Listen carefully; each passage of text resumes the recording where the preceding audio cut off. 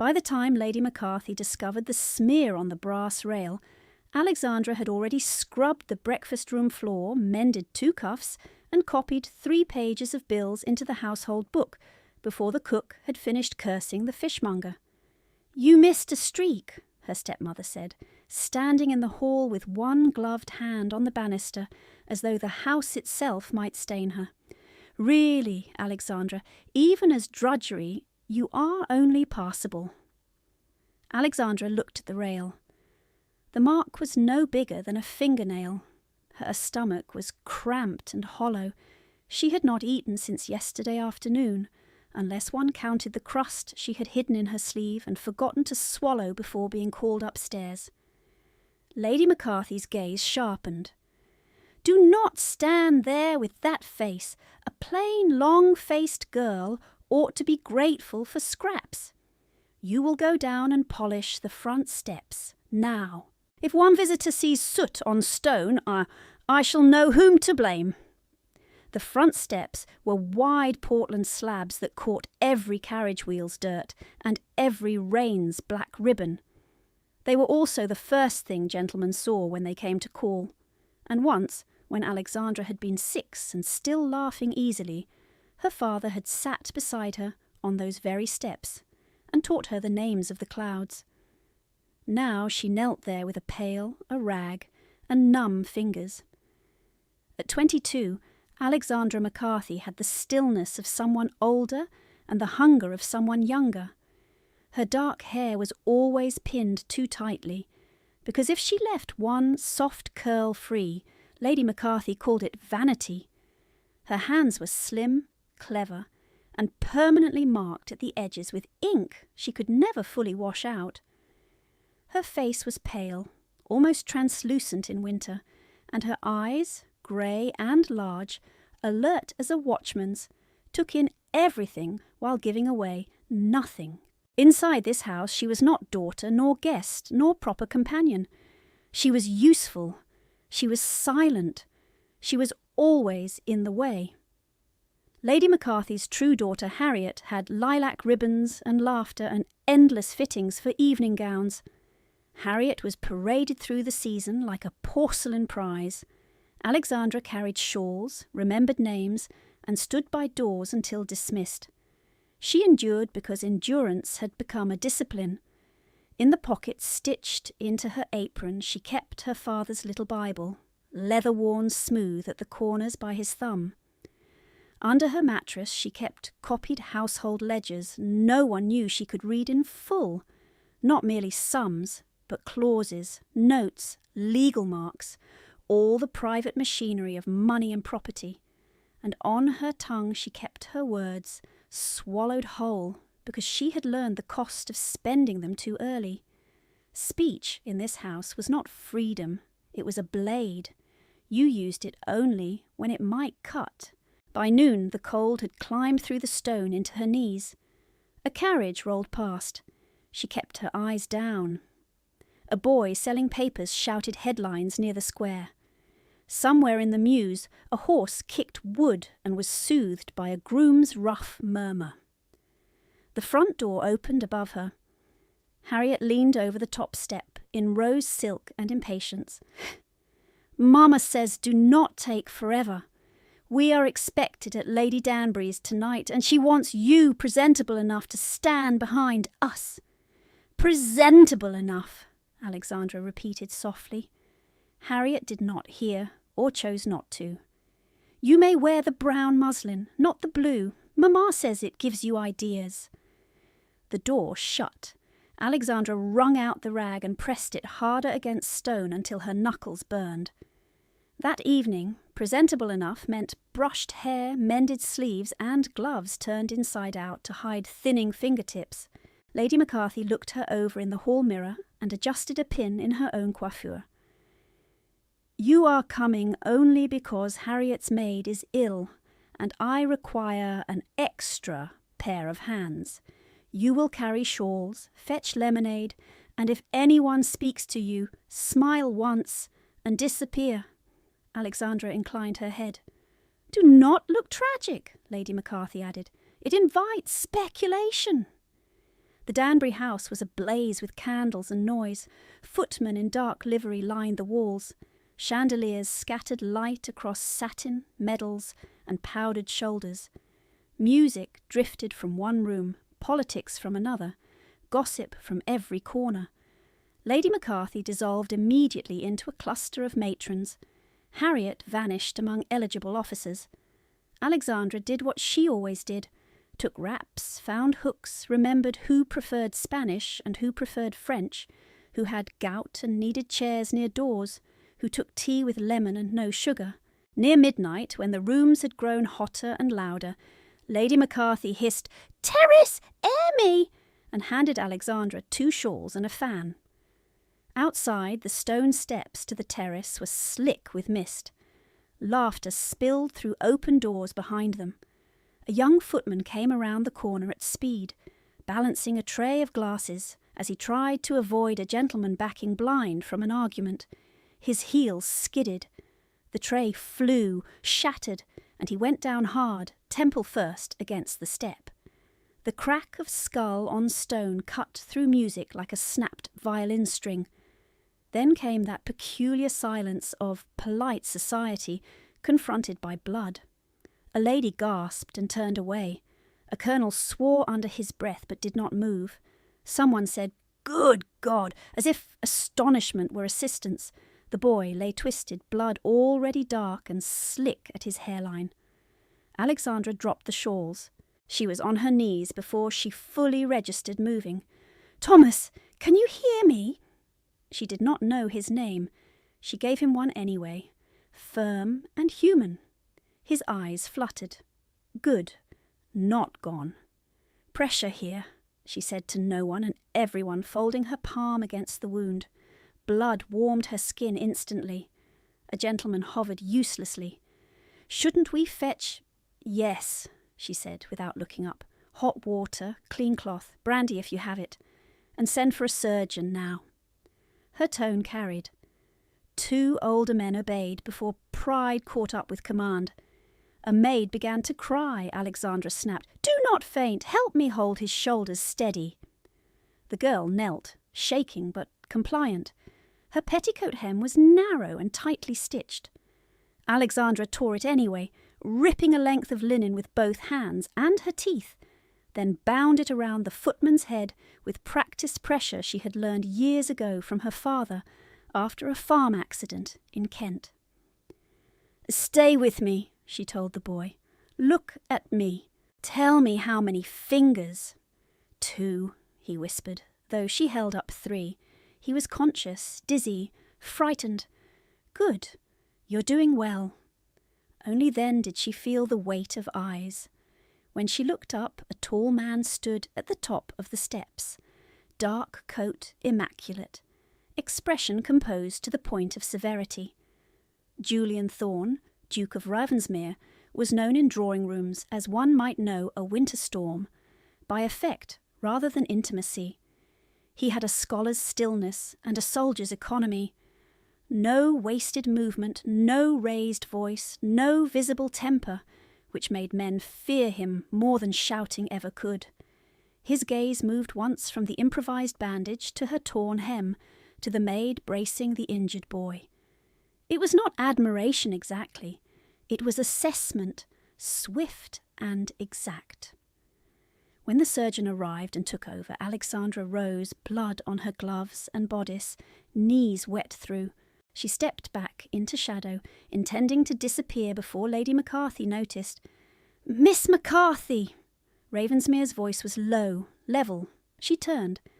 Up close he was younger than rumour suggested, perhaps 30, with eyes so dark they seemed black in candlelight. There was nothing flirtatious in his manner. If anything, he looked as though he were conducting an inquiry. "You gave orders as if accustomed to being obeyed," he said, "and bound that wound as if taught by a physician. Why are you serving shawls instead of dancing?" No one had asked her such a direct question in years. "Because I am not permitted a life," she thought. Aloud she said, "Because my family required me elsewhere, Your Grace." Something shifted, so slight she might have imagined it. in the rigid line of his mouth. Before she could excuse herself, Lady McCarthy appeared at her shoulder, all smiles sharpened into apology. "Your Grace, forgive her. Alexandra has a tendency toward dramatics." Ravensmere did not look at Lady McCarthy. "I observed competence, not dramatics." Lady McCarthy's smile thinned. Alexandra curtsied and escaped into the press of guests before either could say more. By morning the story had outgrown facts. In one version, Alexandra had thrown herself theatrically at the injured footman for attention. In another, she had seized command over gentlemen to display unfeminine ambition. By luncheon, someone swore she had contrived the whole scene to place herself in the Duke's sight line. Compassion had become calculation by the simple alchemy of gossip. Lady McCarthy waited until tea to announce the rest. They were in the small drawing-room Alexandra's father had once called the morning room, though mourning had long since been replaced by account books and resentment. Harriet sat embroidering lilies. Lady McCarthy tapped a folded letter against her palm. "You have made yourself talked about," she said, almost pleasantly. "One must now salvage what can be salvaged. Fortunately, I have secured your future." Alexandra felt the floor tilt. "My future? Lord Braithwaite has renewed his offer. He is widowed, solvent enough, and willing to overlook your lack of bloom. You will marry him." The name hit like cold water. Braithwaite, 68, gouty, breath like port, fingers that lingered. He had once patted Alexandra's wrist at dinner and said she had durable bones. "I will not." Lady McCarthy's pleasantness vanished. "You will. Papers are already in discussion." "You have no right." "I have every right while you eat in my house." "This was my father's house." A sharp slap cracked the room. Harriet gasped, needles suspended in air. Lady McCarthy leaned in, voice dropping. "Your father left obligations, not comfort. Debts, Alexandra. Debts in his name, some considerable. Lord Braithwaite will settle them and preserve us from disgrace. You should thank me." Alexandra tasted blood where her teeth had cut her cheek. "My father did not gamble." Lady McCarthy's eyes glittered. "Dead men do not defend themselves." That night, Alexandra lay awake, fully dressed, her father's Bible against her sternum, and repeated numbers in her mind. Rents due, trust disbursements, interest columns that had never matched. She had seen irregular entries for months, always explained away, always just beyond what she could prove. If Lady McCarthy had spent against the estate in his name... A knock came at 10 the next morning. Not a social call. 2 solicitors, black coats, black cases, faces arranged into professional neutrality. In Lady McCarthy's study they unfolded papers with seals impressed in red. Alexandra stood by the window. Her stepmother remained seated. "On behalf of His Grace the Duke of Ravensmere," one began, "we are instructed to notify this household of a challenge to certain transactions executed from the late Mr. McCarthy's trust." Lady McCarthy laughed too quickly. "Absurd!" The second solicitor slid a ledger copy forward. "Entries here and here were altered after attestation. Signatures are inconsistent with archived exemplars. Funds were directed toward private gaming debts and unsecured notes." Silence. Alexandra stared at the ink. Her father's name, forged in a hand almost right and therefore more obscene. Lady McCarthy recovered first. "This is slander." "It is evidence," said the first solicitor. "His Grace wishes to avoid public proceedings if possible." She turned then, slowly, toward Alexandra. "Why is the Duke involved in my private affairs?" The answer came before the solicitor could give it. A card was presented. The Duke himself had arrived. Ravensmere was shown in as though summoned by verdict. He bowed once to propriety and spared none to comfort. "Lady McCarthy," he said. "Miss McCarthy." Alexandra held his gaze. "Why are you doing this?" "Because the Baron's settlement relies on fraudulent debt," he replied, "and because if this proceeds publicly, your name will be dragged through every court circular in London." "My name already has been." A beat passed. "Then let us prevent further damage." He asked that they speak privately. Lady McCarthy objected. He ignored her with such complete civility that she had no foothold from which to quarrel. In the library, her father's library, now mostly unused, Ravensmere stood opposite Alexandra with a desk between them, like a negotiated boarder. His words were clear, controlled, and devastating in their practicality. "I can absorb the debt instruments immediately," he said. "I can also secure injunctions to block Lord Braithwaite's claim. In return, there must be an arrangement that ends speculation and protects your legal position." She went very still. "What arrangement?" "Marriage. Quietly. Soon."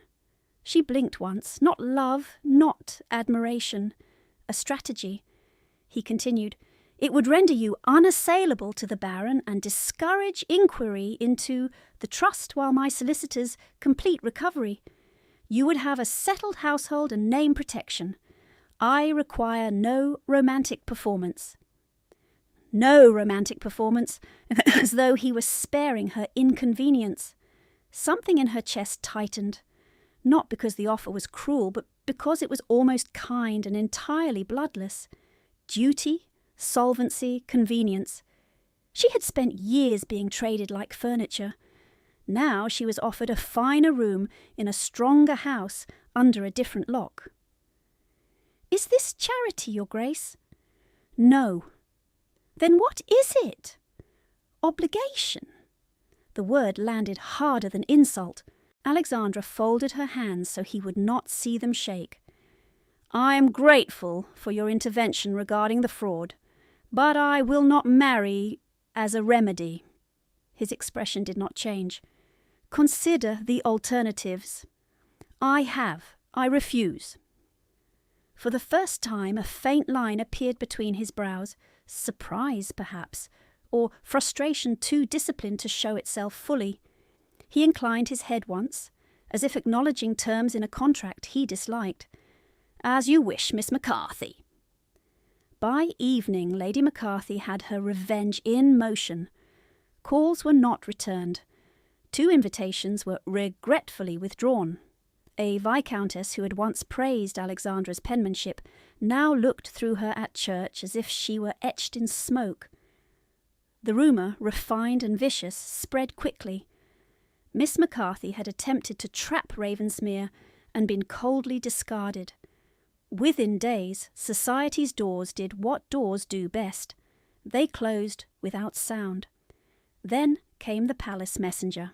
The livery alone made the maid tremble as she carried in the tray. Upon it lay an envelope heavy as judgment, stamped with St. James's seal. Lady McCarthy read first, lips parting with greedy alarm, then handed it to Alexandra with a smile too bright to be sane. "You are summoned," she said. "Queen Charlotte's drawing room. It seems Her Majesty's circle has heard conflicting accounts." Alexandra unfolded the paper. Her name stood there in elegant script, undeniable. Not invited, summoned. The room around her seemed to narrow, the fire hiss, Harriet's sharp intake of breath, Lady McCarthy's satisfied silence. At court, whispers became record. A woman could survive cruelty in private. In public, a murmur could finish what any stepmother began. Alexandra slipped her fingers into her apron pocket and touched the worn leather spine of her father's Bible. "Speech is a blade," she reminded herself. For years she had kept it sheathed. Now, at last, someone had chosen the field where she might have to draw it. Lady McCarthy let the silence stretch, savouring it. "Well," she said at last, "you look as though you are about to be hanged."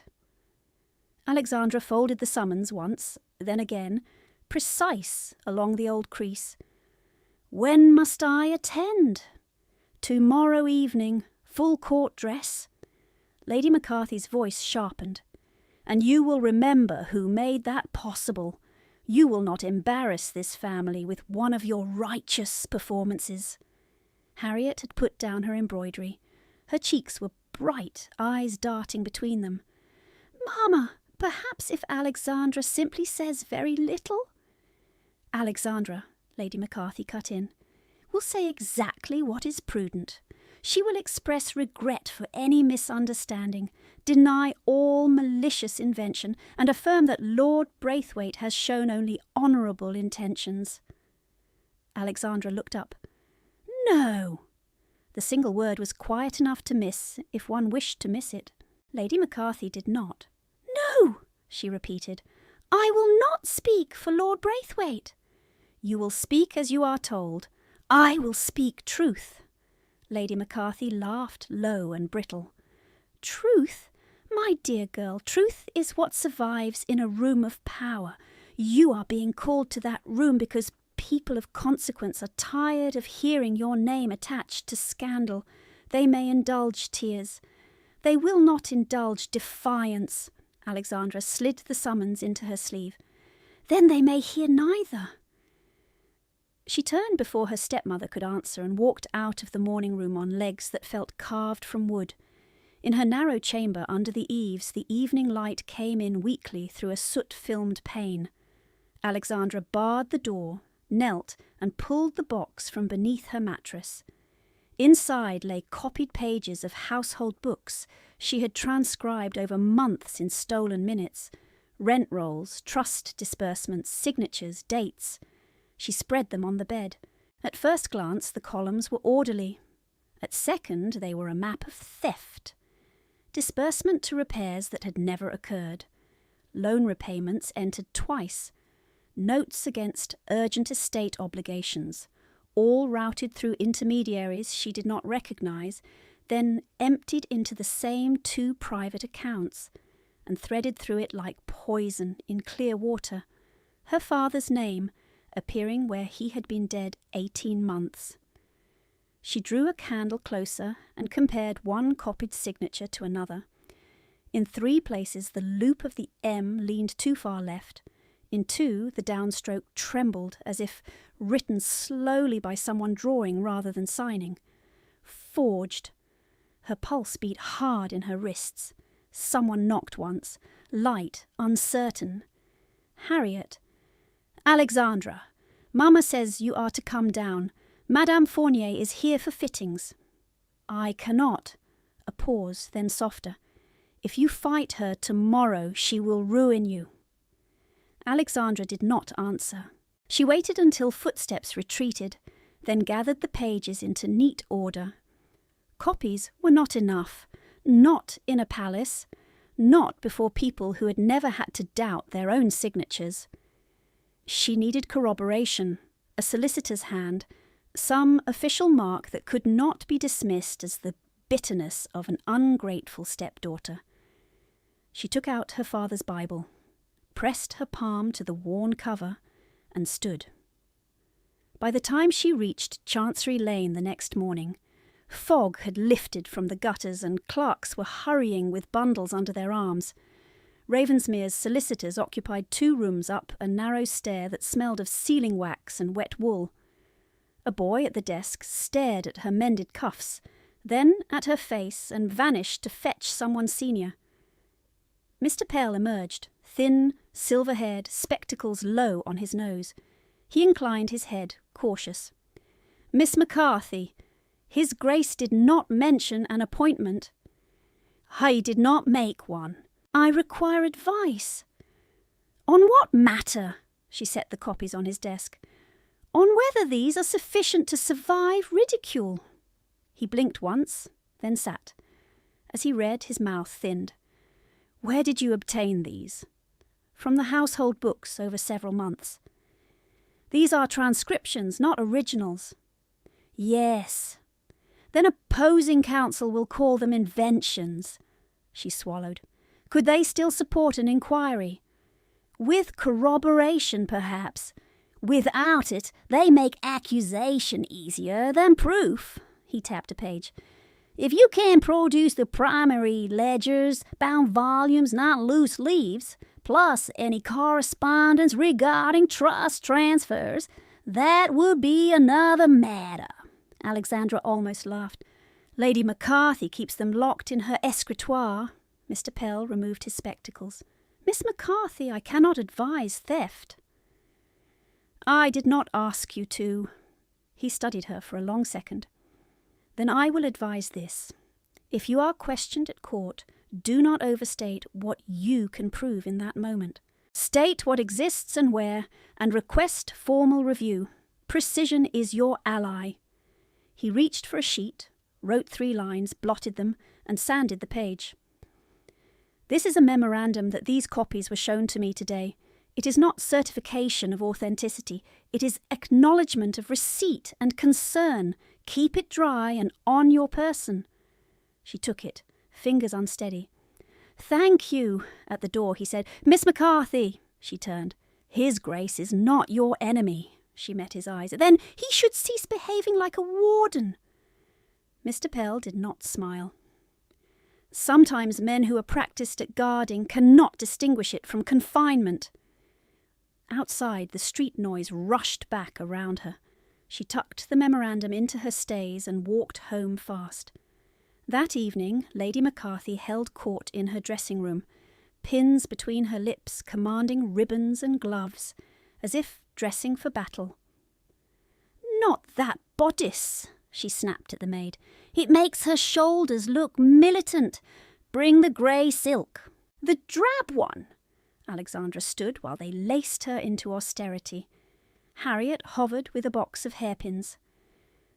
At least let me soften this, she murmured, touching Alexandra's severe knot. Lady McCarthy caught the gesture in the mirror. No softening. Miss McCarthy is not appearing as a debutante. She is appearing before the Queen, Harriet muttered, and should look chastened. Alexandra met Harriet's eyes briefly in the glass. Her sister looked away first. When the maid brought her reticule, Lady McCarthy extended a hand. I will inspect it. Alexandra's spine stiffened. Why? Because you are not carrying private papers into a royal drawing room like a pamphleteer. I carry my handkerchief and prayer book. Open it. Alexandra did.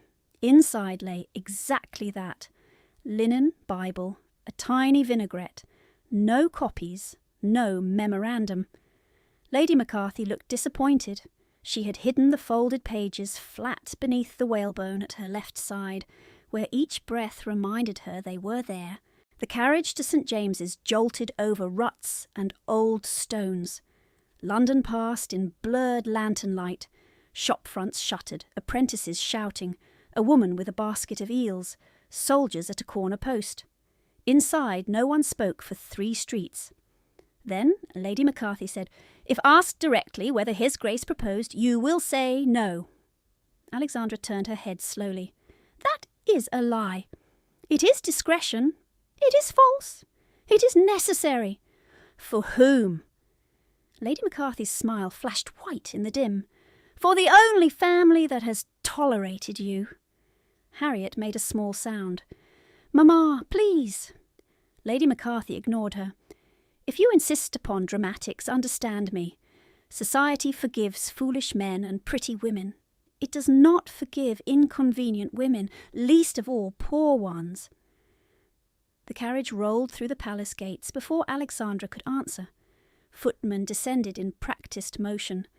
Names were called, titles repeated, plumes and jewels and orders glittering under torchlight. The air smelled of wax, velvet, and damp wool cloaks. Inside, the waiting rooms thrummed with controlled curiosity. People turned as Alexandra entered with Lady McCarthy and Harriet, then turned away too quickly, which was worse than staring. A countess she had once assisted with dropped stitches now examined the ceiling as if ornate plaster were riveting. At the far side of the room stood Lord Braithwaite, broad and red-faced, one hand on a cane capped in silver. His eyes found Alexandra immediately. He smiled the smile of a man appraising livestock. He approached before she could evade him. "Miss McCarthy," he boomed with wine on his breath, "a trying little storm, eh? No matter. Such weather passes when sensible arrangements are made." "I am not a weather pattern, my lord." His laugh rumbled. "Spirit! You see, that is what I told your mother. She'll do better with discipline than flattery." "My stepmother is not my mother." Braithwaite's gaze hardened at the edge. "Careful. You are standing where reputations are stitched and ripped in the same minute. A woman in your position should welcome shelter." "From rain, perhaps. Not from cages." Before he could respond, a stir moved through the room. Ravensmere had entered.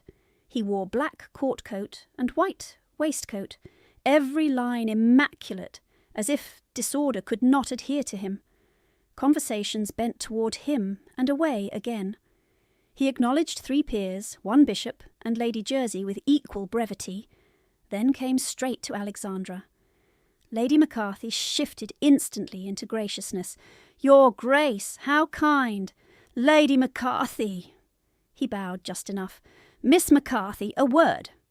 He did not ask permission. He simply offered his arm in form alone, and Alexandra, aware of 30 listening ears, allowed him to guide her 2 paces toward a pillar where tapestries muffled sound. "Are you prepared?" he asked. "For humiliation?" "Thoroughly." "For questions?" She gave a small, sharp breath. "I am prepared to answer what is asked." "Not what is baited," he said. "There are men here who would rather protect a tidy fiction than pass account books."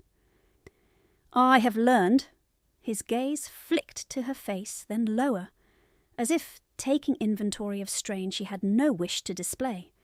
"If pressed, defer to counsel. Do not allow yourself to be goaded into accusation without documents in hand." "How generous," she said. "You and my stepmother agree. Say little, yield quietly, trust men of consequence." His jaw tightened by a degree. "I did not say yield." "You offered marriage as injunction." "I offered legal shield." "Without asking whether I wanted shelter?" A beat. Voices swelled and dropped around them like surf. When he spoke again, his tone was flatter, almost weary. "There are forms of danger you have not had to calculate." She thought of hunger, slaps, ledgers copied by candlelight, and nearly laughed again. "On the contrary, Your Grace," she said, "I have had to calculate all of them." A chamberlain called names from the next room. Silk rustled as a group moved forward. Ravensmere stepped back, expression sealed. "Then calculate this correctly," he said quietly. "Tonight is not won by courage alone." "Then perhaps," she returned, "it is won by finally being seen." She left him before he could answer. The farther antechamber was cooler, less crowded, lined with gilt chairs no one sat in comfortably. Harriet had been diverted by young ladies she knew. Lady McCarthy was cornering a Viscountess with strategic tears. For the first time all evening, Alexandra stood alone. "Miss McCarthy!" The voice came from her left, female, low, not unkind. A woman perhaps 5 years older than Alexandra stood half in shadow near a marble mantel. She had Ravensmere's dark eyes, but none of his glacial reserve. Her face was lively, intelligent, and presently tense with purpose. Her gown was deep green velvet, severe in cut, softened by no jewels except a pearl cross at her throat. "Lady Helena Thorne," she said before Alexandra could guess, "Ravensmere's sister. Forgive the intrusion. We have not been properly introduced." Alexandra curtsied. "My lady." Helena glanced toward the doorway where gentlemen drifted in and out. "I have little time and less talent for preface. This is for you." From within her sleeve she produced a packet tied with faded blue ribbon, the paper gone fragile at the folds. On top, in ink browned by years, was written, for Miss Alexandra McCarthy, if ever required. Alexandra's breath stopped. "That hand," she whispered. "Your father's," Helena said, "and my brother's beneath it." Alexandra looked up sharply. Helena nodded once. "Read." Hands suddenly clumsy, Alexandra untied the ribbon. The first sheet crackled. Her father's script leaned forward, decisive, familiar enough to ache. January 14th, Richmond Road. The boy will live if fever does not take him. Carriage axle split on the ice before dawn. By Providence, I was riding back from Deptford and heard the horses. His Grace's son was pinned and near frozen. We got him free. Physician demanded immediate fee I had on hand. I have advanced what was needed and shall settle the remainder tomorrow. The lines blurred. Alexandra blinked hard and kept reading. If this reaches you after me, understand this is not charity but a count between honourable men. Lord Thorn is dead. His heir is scarcely 19 and too proud to ask aid. Pride is no sin in youth, only danger in winter. The next page was in another hand, younger, controlled to stiffness. "Mr. McCarthy, I am in debt to you beyond sum. You have my bond that principal and interest shall be repaid upon my majority. Further, if ever your daughter stands without proper protection, I place my honour at her disposal before any law in England. Signed, Julian Thorn." There was a final note in her father's hand later, weaker at the edges. "Julian came today, all angles and resolve, to repay me in full. I told him no coin can settle a life. I made him promise only this. Should Alexandra stand alone, he will act where I cannot. He gave his word plainly. I trust plain words." Alexandra lowered the pages. The room seemed to tilt, then settle on a new axis. "All this time," she said, voice thin, "he knew my father." Helena's expression gentled. "He owed him his life. My brother is not adept at speaking from the heart. He speaks from duty because duty does not fail him." "Duty can smother as effectively as indifference." "Yes," Helena said at once, "it can. And he has done exactly that with you, I think, while convincing himself he was doing good." A laugh escaped Alexandra, fractured and incredulous. "He offered marriage like indemnity." "I know." Helena did not defend it. "I told him he was an idiot." That startled a real breath from Alexandra. Helena stepped closer, lowering her voice. "Listen to me. Tonight there are people prepared to bury this under gossip, because gossip is clean and fraud is messy. If you remain silent, they will name silence prudence and proceed as if nothing happened. If you speak wildly, they will call you hysterical and do the same. You must speak exactly enough to force procedure." Alexandra pressed the letters to her sternum. "I have copied accounts. A solicitor's memorandum of receipt, not originals." "Then name where originals are kept. Demand seizure before alteration." Helena's gaze sharpened. "Can you do that before that room?" Alexandra thought of the 10,000 small silences she had practised. Thought of Lady McCarthy's hand, of Braithwaite's smile, of Ravensmere saying, "Consider the alternatives." Thought of her father writing, "I trust plain words." She lifted her chin. "Yes," she said. At the doorway, a herald called, "Lady Helena Thorn." Helena squeezed Alexandra's wrist once, fierce and brief. "Good. And for whatever comfort it offers, my brother will stand where the blow lands hardest. He simply may not realise you intend to stand there too." "Then he will have to learn." Helena's mouth curved, almost proud. She moved toward the call. Alexandra retied the ribbon and slipped the packet inside her bodice, against the concealed copies and memorandum. Layers of paper, layers of proof, layers of promise, old and new. Across the room, Lady McCarthy was searching for her. Eyes narrowed. Ravensmere stood beyond, speaking to a Privy Councillor, profile cut in marble control. Braithwaite adjusted his cuffs and smirked at something said in his ear. The Chamberlain's voice rang out, "Miss Alexandra McCarthy!" For one heartbeat the old reflex rose. Lower your head, smooth your face, disappear. She did not. She stepped forward, spine straight, hands steady, and walked toward the doors, as if she had every right in England to cross that threshold under her own name. The doors opened inward on heat, light, and scrutiny. Queen Charlotte sat beneath a canopy of crimson damask, diamonds cold at her throat, her expression alert rather than indulgent. Around her gathered the selected predators and witnesses of court, ladies with folded fans, ministers with unreadable faces, 2 bishops, and men who could ruin households by misplacing a phrase at supper. The air carried orange blossom, wax, and judgment. "Miss Alexandra McCarthy!" the herald repeated. Alexandra advanced, curtsied, and rose with her pulse hammering in her ears. She had taken no more than 2 breaths before Lady McCarthy moved, skirts whispering like a blade drawn from silk.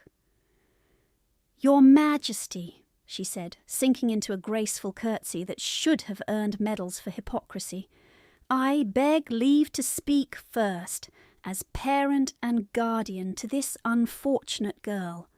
Queen Charlotte's brows lifted a fraction. "Briefly," Lady McCarthy pressed a hand to her breast, "my stepdaughter has lately suffered from agitation and delusion brought on by grief and, regrettably, the attention of idle gossip. She has become fixed upon absurd ideas concerning family accounts she cannot properly understand. We have done all we can to preserve her peace." Absurd ideas. Cannot properly understand. Alexandra opened her mouth, but Braithwaite stepped in, bowing with oily confidence. "Your Majesty, I can attest only to concern.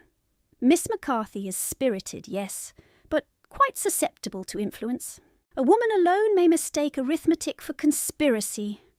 A ripple of polite laughter, thin, ugly, ran through one corner of the room. Queen Charlotte did not laugh. Her gaze shifted to Alexandra. "Do you answer this?" "Yes, ma'am." Alexandra kept her voice level.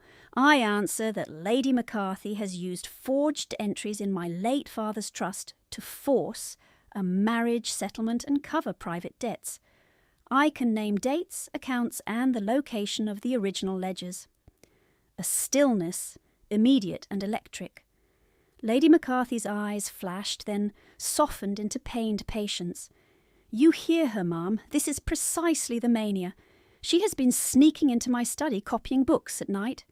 She mistakes her own imitations for evidence." On cue, Mrs. Groves, the housekeeper, who had accepted Lady McCarthy's coin for years, and Alexandra's thanks exactly never, came forward from the wall and curtsied. "I did see Miss Alexandra in the study after midnight, ma'am," she said, "several times." "With papers?" Alexandra felt the first true jolt of danger go through her spine. Queen Charlotte held out a hand. "What papers do you carry now?" Alexandra reached into her bodice for the packet and saw Lady McCarthy watching the motion with avid triumph. She drew out the folded copies and Mr. Pell's memorandum. The old letters remained where Helena had told her to keep them, separate against skin and bone. She stepped forward, placed the copies in the equerry's gloved hands, and watched him carry them to the Queen. Charlotte glanced through the first pages, then passed them to a grey-whiskered councillor beside her. His mouth pinched almost immediately. "Transcriptions," he said, "in Miss McCarthy's own hand." "Of original entries," Alexandra said quickly. "The originals are in Lady McCarthy's escritoire, locked in the study at McCarthy House. If your Majesty orders seizure now, before alteration—" "Alteration!" Lady McCarthy turned. Affronted elegance embodied, "Make private papers ransacked on a servant's accusation." "On mine," Alexandra said. Braithwaite clicked his tongue. She accuses everyone in turn. Convenient. Queen Charlotte lifted one finger, and the entire room shut its mouth. To settle this, we require primary books, she said. Ravensmere! Julian stepped forward from the second rank, all black and steel and difficult restraint. Your Majesty, send for them immediate custody. At once. He signalled to one of his men and another palace officer. Both left at speed. Lady McCarthy smiled faintly, as if confident Providence favoured liars. Then she delivered her true strike. For propriety, she said, head bowed, and to avoid any further tampering, I request that Miss McCarthy carry no papers on her person while in your Majesty's presence. If she is unwell, she may not judge what she has altered herself. The request was outrageous, and wrapped in such impeccable concern it sounded almost reasonable. Queen Charlotte considered, then nodded once to the equerry. Hold all submitted documents until review. The equerry turned to Alexandra. Miss. She had to choose in a breath, refuse and look unstable, comply and surrender what little she held. She gave him the copies and memorandum. Her fingers felt suddenly empty, light, useless. What she did not surrender were the letters under her stays. The weight for the ledgers stretched. Conversation did not resume so much as gather in low, poisonous threads. Alexandra stood where she had been placed, a few paces from the Queen's circle, close enough to be watched, too far to be defended. At last the courier returned. Not with books. He smelled of wet smoke.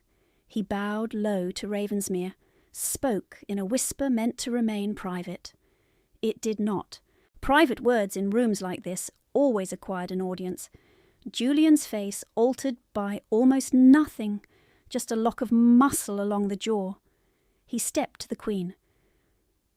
Your Majesty, there has been a fire in Lady McCarthy's study. A hiss moved through the room. The ledgers, Charlotte asked, are damaged. Some pages burned through, others soaked and smeared by buckets. Lady McCarthy put a hand to her lips. Perfect shock. Fire! How dreadful! Alexandra stared at her. Dreadful was not the word that came to mind.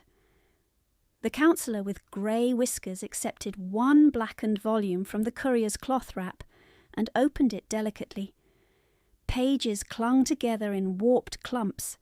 Ink had run into shapeless bruises. Unrecoverable, he muttered. At least tonight. Braithwaite spread his hands. Tragedy upon tragedy, and yet the only intact evidence remains copies written by the accuser herself. By the victim, Alexandra said too quickly. He pivoted toward her with rehearsed pity. Miss McCarthy, if you set quill to every household number and then declare fraud, what exactly are we to make of that? That you should read dates and signatures. Signatures no one can now verify because the originals have mysteriously burned. His voice sharpened, dropping the avuncular mask. Convenient indeed. Queen Charlotte's eyes narrowed. Do not lecture me on convenience, my lord. He bowed, chastened but unrepentant. The counsellor raised Mr. Pell's memorandum. This confirms only that copies were shown to a solicitor today. It does not attest accuracy. I know what it attests, Alexandra said. Her throat felt dry as paper. I asked for acknowledgement, not validation, because no one hears a woman without a man's ink beside hers. That landed harder than she intended. Several ladies looked down. One bishop coughed. Lady McCarthy seized the opening. Your Majesty, she is overwrought and slanderous. She has already damaged my household and Lord Braithwaite's good name. I beg that she be returned to my care at once, before she does herself irreparable harm. Return to my care. Back to locked drawers and arranged debts and silence. Alexandra's hands began to shake. She clenched them into stillness. Queen Charlotte studied her for a long moment, not unkindly, not convinced. "Miss McCarthy," the Queen said at last, "you make grave accusations and presently offer copies unsupported by primary records. I will not pronounce guilt on ash and rumour, nor will I allow this farce to continue unchecked." The words were fair. They felt like a trap door. "I can produce more," Alexandra said.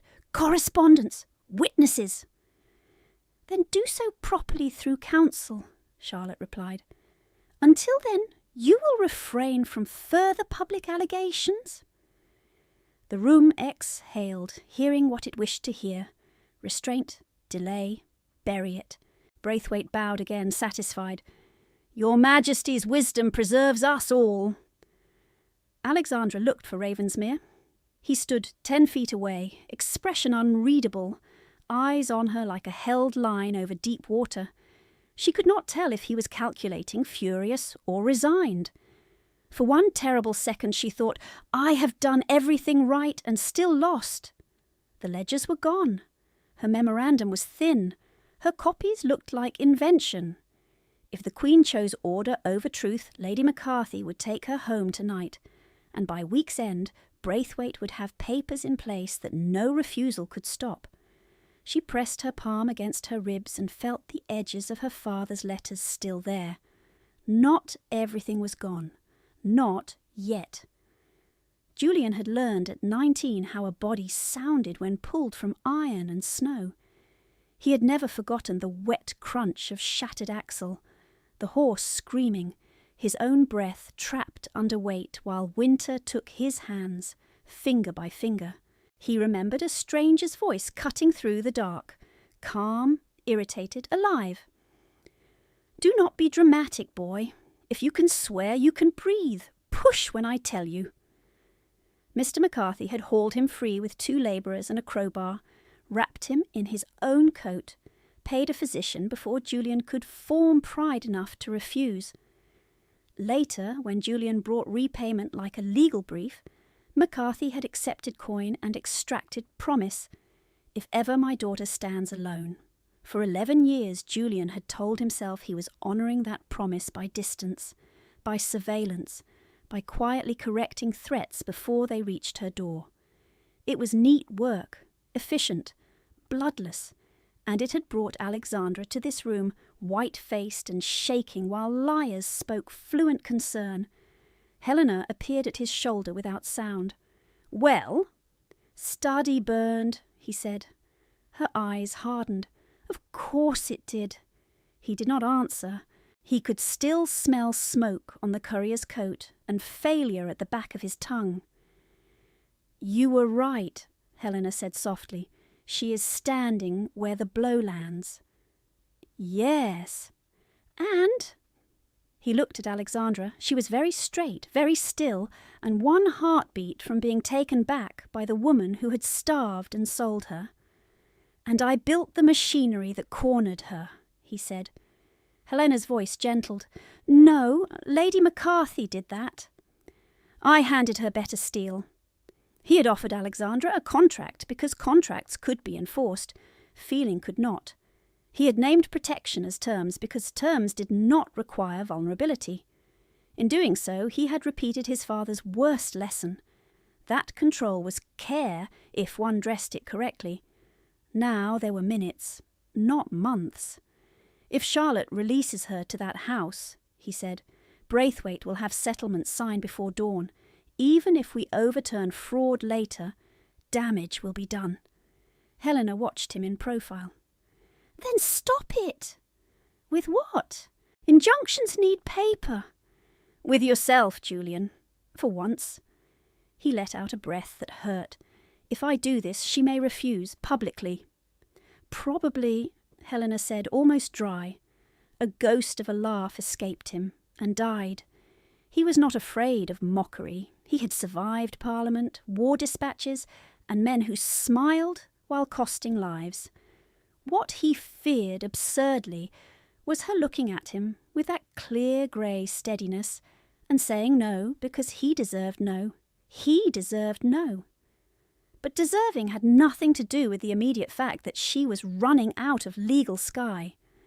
"I will not command her," he said. "Good! I will ask."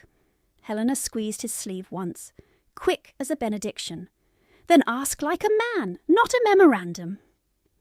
When they were called back into tighter formation before the Queen, the room had changed temperature. The easy spectatorship was gone. What remained was appetite. Braithwaite moved first. He always did when carrion was fresh. "Your Majesty," he said, bowing with solemn gravity, "in light of the distressing accusations and this unfortunate destruction of records, I request leave to regularise the matter and protect all parties from further scandal." Queen Charlotte gave him a look that could crack porcelain. "Meaning?" "An immediate acknowledgement of Miss McCarthy's betrothal to me, previously arranged by her guardian. Quiet publication tomorrow, no further whispers." Alexandra went cold. "I never consented," she said. Braithwaite turned, pitying. "Miss, consent was discussed at length." "Lies discussed at length remain lies." Lady McCarthy stepped forward with a folded document. "Your Majesty, I hold authority over my stepdaughter's settlement, while trust disputes remain unresolved. Lord Braithwaite has shown extraordinary patience. If this engagement is not secured tonight, creditors may proceed in open court against my late husband's estate, dragging all names through mud." The threat was real enough to sound true, even if its origins were poison. The Queen took the document, scanned and passed it to her counsellor. His brows rose. "There is a signature." Alexandra's voice came out hoarse. "Not mine." "Would you swear it?" Charlotte asked. "Yes." "Could you prove it this evening?" Silence answered. Lady McCarthy lowered her lashes. "You see, ma'am, defiance, no proof." A murmur built. "Practical solution, poor girl, troublesome. Marry and end it." Queen Charlotte tapped one gloved finger on the arm of her chair. "I am not in the habit of forcing women into men's houses to soothe drawing-room chatter, nor am I in the habit of indulging disorder." Her gaze pinned Alexandra. "If you deny this arrangement, then you must place yourself under protection acceptable to this court while inquiry proceeds. Otherwise the matter goes immediately to public filing, and all of you can drown in it." Protection acceptable to this court. Lady McCarthy smiled before she could stop herself. Braithwaite bowed, confident as ownership. "My house stands ready." Alexandra felt the walls narrow, the old reflex screaming to survive by yielding 1 inch, then another, then all. She could hear her own pulse, hear silk rustle, hear someone whisper her name like a wager. Then Julian moved. He stepped out from the line of peers and into the clear space before the Queen, every eye in the room snapping to him. "Your Majesty," he said, voice carrying without force, "if Miss McCarthy must be under protection while inquiry proceeds, permit mine." Braithwaite's face darkened. "Ravensmere, this is not your affair." Julian did not look at him. "It became my affair when fraud touched my jurisdiction, and a woman was treated as collateral." The Queen's gaze sharpened with interest. "And what form would this protection take, Duke?" Julian turned then, not to Charlotte, not to the room, but to Alexandra. For the first time since she had known him, she saw no armour in his face, only resolve and something perilously close to fear. "Miss McCarthy," he said, each word deliberate, unhidden, "will you marry me?" And the room, greedy and stunned, leaned in for her answer. Alexandra heard the question as if it had been struck on iron. "Will you marry me?" Not as he had asked in the library, cool, transactional, unassailable, but still in that same public voice, meant to solve a problem in one move. A duke's shield dropped over scandal. A lawful answer to unlawful men. Her heart kicked hard once. Then she saw, over Julian's shoulder, Lady McCarthy's expression, brief alarm, then calculation. If Alexandra accepted, Lady McCarthy might lose Braithwaite but keep the one principle she had always enforced. Alexandra transferred, not free, claimed, not heard. Alexandra lifted her chin. "Your Grace," she said clearly, "I thank you for what protection you have offered me." The room waited. "I refuse." The word did not echo. It landed. She kept going before anyone could speak over her. "I will not exchange one owner for another."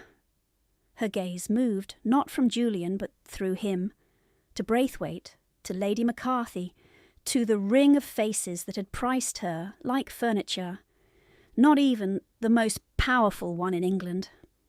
For 10 full seconds the drawing-room did not breathe. No rustle of silk, no cough, no whisper. The clocks seemed to stop. Then sound returned all at once. A hiss from someone near the bishop. Harriet's strangled "Alexandra!" Braithwaite's outraged half-step. Lady McCarthy's sharp intake like a blade drawn from cloth. Queen Charlotte did not move. Alexandra turned to her and curtsied, pulse roaring in her ears. "Ma'am, I ask leave to speak in my own name and submit evidence into your custody." The Queen gave one deliberate nod. "Proceed." Alexandra faced the equerry. "My papers, if you please." He hesitated, looking to Charlotte. The Queen inclined her head again, and the packet was returned. Alexandra took it with steady hands, then withdrew a second bundle from inside her stays. The ribbon-tied letters Helena had given her, now warm from her skin. "I submitted copied accounts and a solicitor's memorandum," she said. "Lady McCarthy's counsel calls them inventions because originals were burned. So I submit 3 additional facts, each verifiable tonight." She lifted one finger.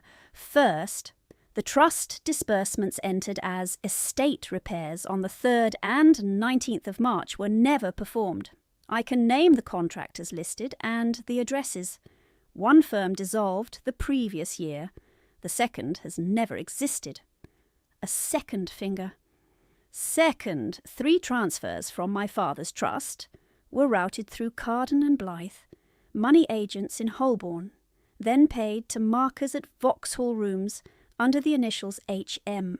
Lord Braithwaite is holder of 2 notes in that chain." She turned to him.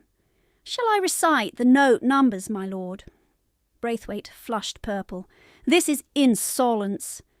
"It is arithmetic." A third finger. "Third, I have letters establishing prior relation between my late father and his Grace, written years before this scandal. They prove the Duke's involvement did not begin with gossip about me and therefore cannot be reduced to seduction or collusion." That stirred the room in a new way, less eager, more uncertain.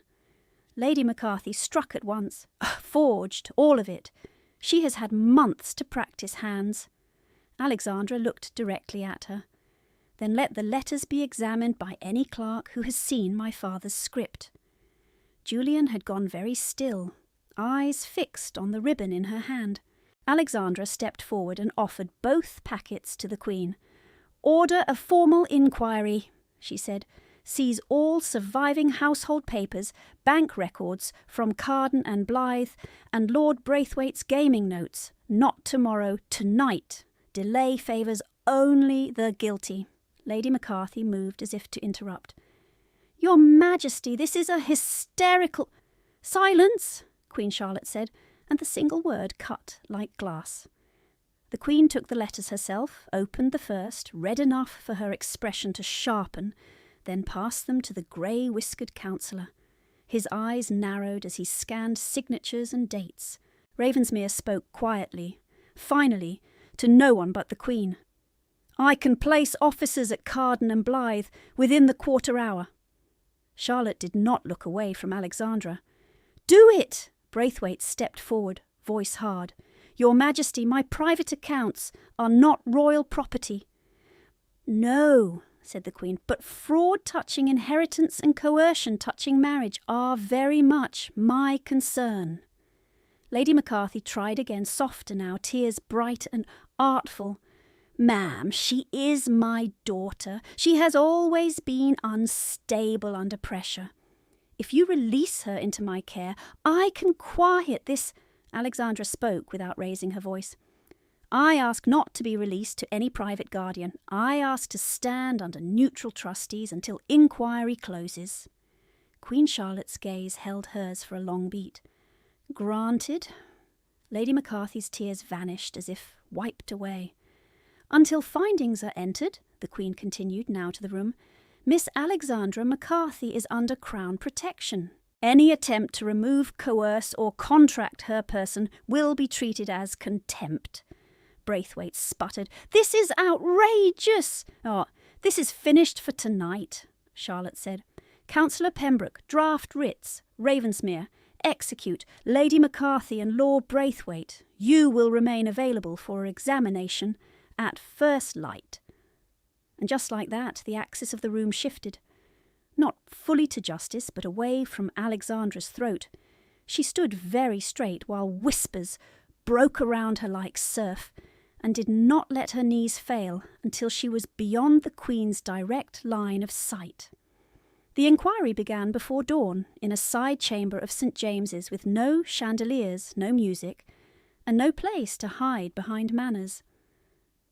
Alexandra sat at one end of a long oak table between Councillor Pembroke and Mr. Pell, who had been summoned at the Queen's order. Across from them, Lady McCarthy in mourning black satin and offended dignity. Braithwaite in yesterday's waistcoat, jowls mottled from temper. Mrs. Groves rigid as a post. Clerks moved in and out carrying ledgers wrapped in cloth, bank books, ash-stained folios, and sealed boxes taken from Carden and Blythe. Ravensmere stood by the window, not seated, a silent line of dark wool and watchfulness. Pembroke began. We proceed on allegation of trust fraud, coercive settlement and document destruction. Miss McCarthy, you will state your claims precisely. Alexandra did. Dates, amounts, routing numbers, copied entries matched against surviving fragments. She did not embellish. When she did not know, she said, I cannot attest.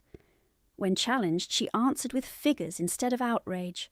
Lady McCarthy adapted quickly. She had access to every room, she said coolly. She admits copying books at night.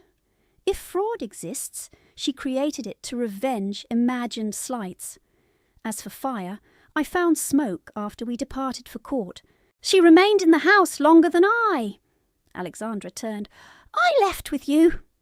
You were unescorted for 20 minutes. Because you sent me back for your fan. Lady McCarthy spread her hands. So she says. Braithwaite leaned in. The girl is clever, dangerous sort of clever. I dare say she burned what did not suit her and preserved what did. Alexandra looked at him steadily.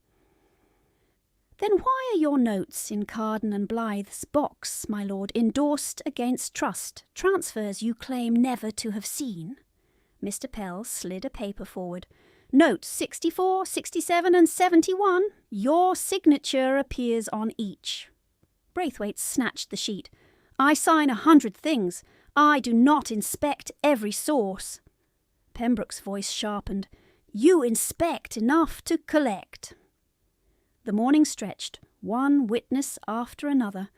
A clerk from Carden and Blythe confirmed account openings under Lady McCarthy's authorisation, with dividends drawn in cash. A builder testified his company had never taken McCarthy contracts despite entries paying him.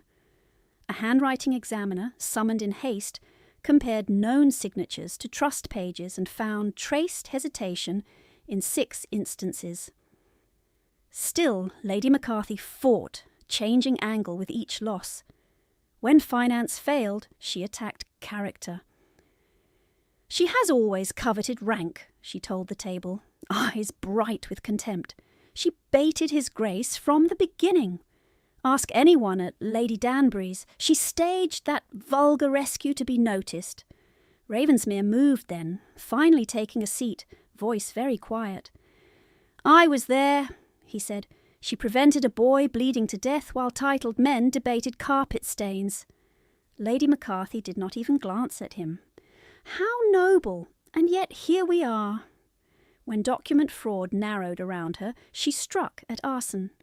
Mrs. Groves saw her in the study at night, Lady McCarthy insisted. She handled candles. She had motive to destroy originals and cry conspiracy. Mrs. Groves nodded too fast. Yes, milady, I saw... Alexandra interrupted, calm. You saw me in the study 3 nights before the fire at 11, copying open pages, while you polished silver outside the door. Groves blinked. Yes. You also gave me your nephew's fever powder that night because Cook was ill, and I paid for the apothecary from my own purse. Shall I produce the receipt? Groves's face drained. Pembroke leaned forward. Answer the question, Mrs. Groves. A long pause. Yes, she whispered. Alexandra turned back to the counsellor. On the night of the fire, Mrs. Groves was not in the corridor. She was in the scullery with Cook because the chimney smoked and set off the back alarms before we left for court. Ask Cook. Cook came in, apron still on, furious at being summoned and therefore almost incapable of lying. Aye, smoke there was, she said. Back flue, not study. Groves was with me half the hour, whining about soot. Pembroke's pen stopped. Alexandra did not look triumphant. She looked tired. If the study burned while we were at Palace and before household returned, she said, someone remained behind with key access. Pembroke's gaze shifted to Lady McCarthy. Who held keys besides you? Myself and Mrs. Groves. Mrs. Groves made a small choking sound. Milady! Lady McCarthy snapped. Mind your tongue! Groves broke. It happened not with drama, but collapse. Shoulders folding, hands shaking, words spilling in uneven bursts. Her ladyship told me only scorch the inside drawer, not whole shelf, she sobbed. Said papers had to be spoilt proper before officers came. Gave me 2 guineas and said I'd be turned out if I refused. I never meant... Lady McCarthy surged up so fast her chair fell. Liar, thieving little rat, you'd say anything. Sit down, Pembroke barked. She did not. Braithwaite stood too, red with panic. This is contaminated testimony. Servants coached by that girl, and the Duke's men... Alexandra's voice cut through his. No one coached hunger, my lord. It speaks for itself. Braithwaite rounded on her. You think yourself virtuous because you can tally columns? You are nothing without a name to shelter you. Alexandra rose slowly. I was nothing in your eyes when you thought I could be bought, she said. I am still nothing in your eyes now that I cannot. That is not evidence. It is confession. Pembroke struck the table with his palm. Enough! Lady McCarthy, Lord Braithwaite, you are both ordered to remain in London pending formal charges. Lady McCarthy, your control over Miss McCarthy's person and property is suspended immediately. Interim trustees to be appointed by Chancery under Crown recommendation. Lady McCarthy stared at Alexandra, hatred stripped clean of pretence. You ungrateful little beast, she whispered. I fed you.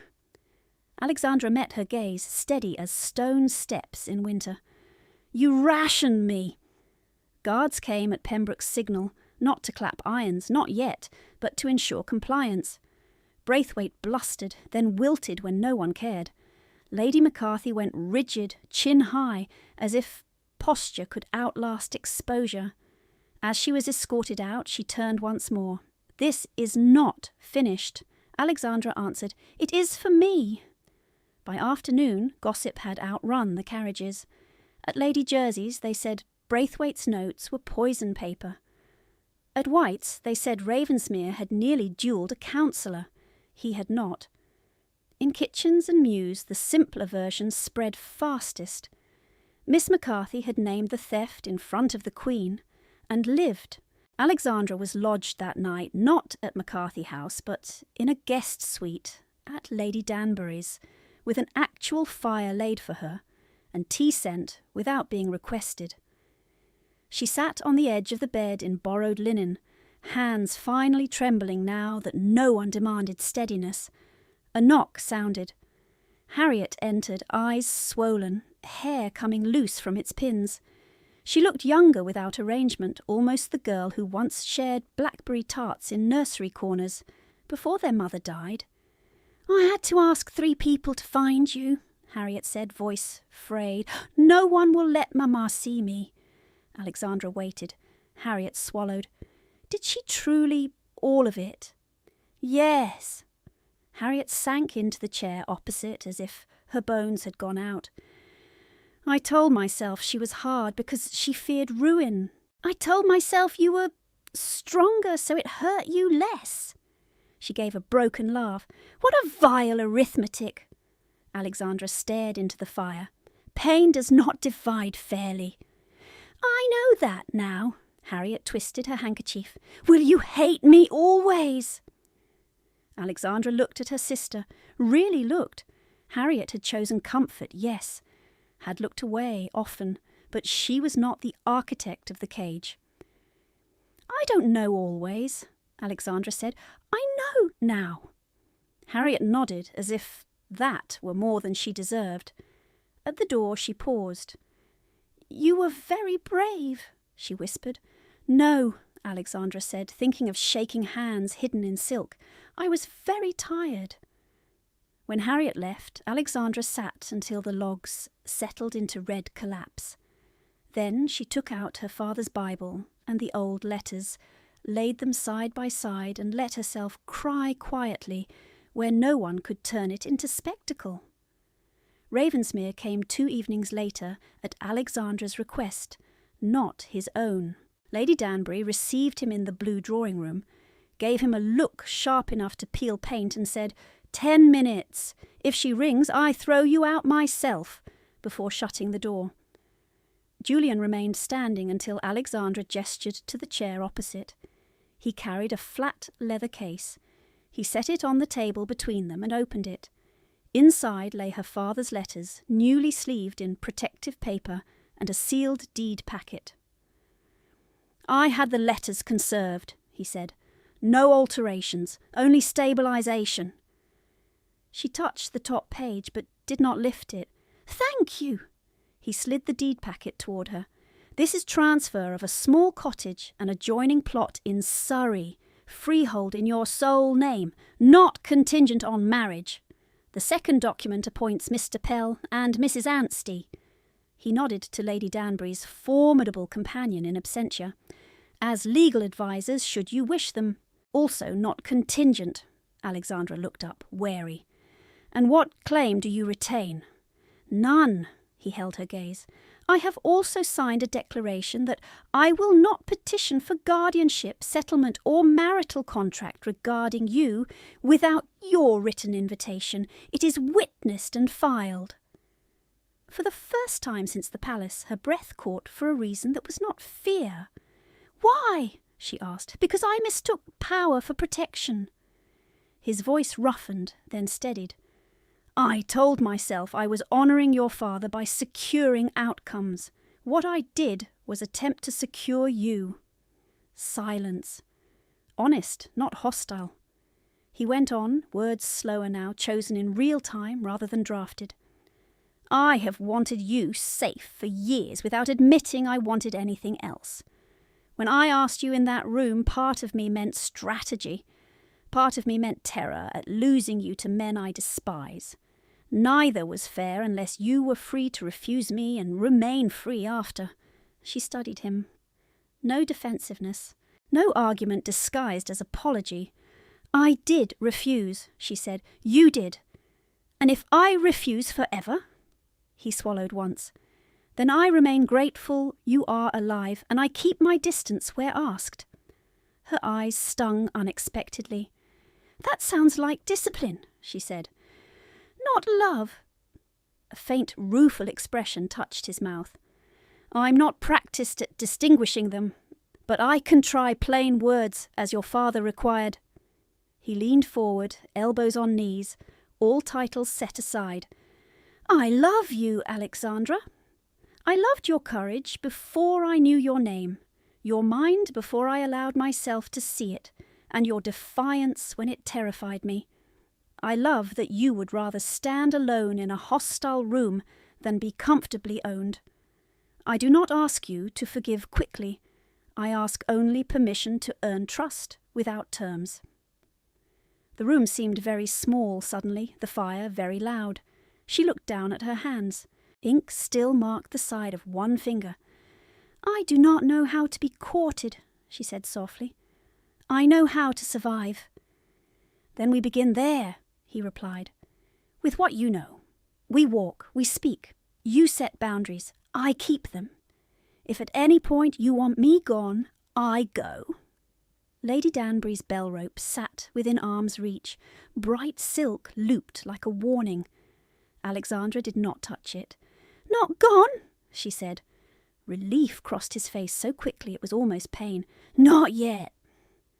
Dawn in late spring painted the chapel garden in pale gold and wet green. The old stones held night's chill. Bees were already in the rosemary by the wall. Alexandra stood with a basket on her arm, selecting early roses for the schoolroom table, when she heard measured footsteps on gravel and knew them before she turned. Julian stopped 3 paces away, hat in hand, coat dark with dew at the hem. You're early, she said. You said 6. It is 5:30. I was nearby. She arched a brow. Were you? Over the past months he had learned to laugh more easily, if still surprised when it happened. He had also learned the texture of ordinary courtship, walking beside her without steering, listening while she argued curriculum with booksellers, carrying slates and ink jars into the 2 rented rooms in Bloomsbury that were now, loudly and gloriously, a school for servants' daughters 3 mornings a week. He had sat on tiny stools while 12-year-olds interrogated him on Latin roots. He had accepted correction from a cook's child on the proper way to hold a chalk nub. He had never once called it charity. Alexandra set the basket down. You look grave. I am. He drew a breath. May I speak? She folded her hands. Yes. I have asked you once in public for the wrong reasons, and paid, deservedly, for that arrogance. I ask now in private for one reason only. He stepped closer. No theatrics, no audience but birds and damp stones. I love you, not your compliance, not your usefulness, not your proximity to old promises. You. He reached into his coat and brought out no ring yet, only a folded paper. This is an amended marriage settlement. Read it later with Pell if you like. Your property remains yours. Your school funds remain under your trustees. Any future daughters or sons are educated equally by clause. If either of us seeks to overrule the other on household expenditures above a fixed sum, we must both sign. I'm told this is profoundly unromantic. Despite herself, she smiled. It is indecently romantic. His shoulders loosened by a degree. I am still learning, he said. I will likely fail in tone, occasionally in judgment, perhaps often in patience with my own habits, but I will not fail in respect. If you marry me, it will be as my equal, and everyone from my steward to Parliament can adjust. He went down on one knee in wet gravel, elegant and awkward at once. Alexandra McCarthy, will you marry me? The question hung in morning air threaded with rosemary and distant bells. She thought of the front steps she had scrubbed on an empty stomach, of blood on terrace stone, of the 10 seconds no one breathed, of choosing speech like a blade, and then learning it could also be a bridge. She stepped forward and touched his cheek. Yes, she said, freely, joyfully, and with full intention to argue over household sums. His laugh broke open, startled and bright. He rose, and this time when he kissed her there was no witness to impress, no crisis to solve, only warmth, dew, and the fierce quiet of two people choosing. On a clear June morning, Alexandra stood on another set of front steps, not Portland stone blackened by carriage soot, but sun-warmed brick before the school in Bloomsbury, where chalk dust drifted from open windows and girls' voices rose in uneven recitation. "Again!" Alexandra called, tapping the slate. "Ledger!" "Ledger!" chorused 12 voices. "Meaning?" "A book that remembers truth," said little Bess, missing 2 front teeth and proud of it. From inside came Lady Helena's amused murmur and Lady Danbury's unmistakable bark as they debated whether geography maps should include trade winds for children who had never seen sea. Harriet arrived with a parcel of mended pinafores and a shy knock against the doorframe. She had taken rooms with an aunt in Bath after Lady McCarthy's fall, and returned thinner, quieter, and determined to be useful in ways no one had taught her. "Needles and thread," she said, lifting the parcel, "and apologies if there is still room." Alexandra took the bundle. "There is work. Start with hems." Harriet smiled, watery but real, and went in. News of Lady McCarthy came by formal notice, not gossip now. Excluded from court circles, estates under supervision, petition for guardianship denied permanently. She had left London for a distant relation in Norfolk, where invitations did not follow. Braithwaite withdrew all claim, sold 2 horses, and was heard to complain loudly that modern women had ruined commerce. No one listened long. At noon, Julian arrived carrying a crate of copybooks and a basket from Covent Garden. The girls swarmed him, as if he were a benevolent tree shedding apples. "Your Grace, did you bring the globes?" "Not today." "Then what use are you?" "Limited," he admitted solemnly, and they shrieked. Alexandra watched him crouch to eye level with the smallest child, listening as she explained with grave authority why inkpots should never be shared with cousins. He looked up, found Alexandra on the steps, and his face changed, softened, opened, home. "Mrs. Thorne," he called. She pretended to consider. "Yes, Your Grace. Will you rescue me from educational mutiny?" "Certainly not." He laughed and surrendered to mutiny. Later, when lessons ended and the streets settled into afternoon clatter, Alexandra remained on the top step while the last girl skipped away with a slate under her arm. She sat, skirts tucked, Bible in pocket, and tipped her face to the moving sky. Clouds drifted above the rooftops, mares' tails, her father had called those, fair weather and wind. Julian came out and sat beside her without speaking, shoulder warm against hers, no command in him, no cage. She pointed upward. "Cirrus!" He followed her hand. "You taught me that one." "I did." Below them the school door stood open, not because she had forgotten to close it, because it was meant to be open. Alexandra laced her fingers through his, looked at the bright stone beneath her feet, and smiled at how far she had come from kneeling on cold steps for someone else's approval. This time she chose where she stood,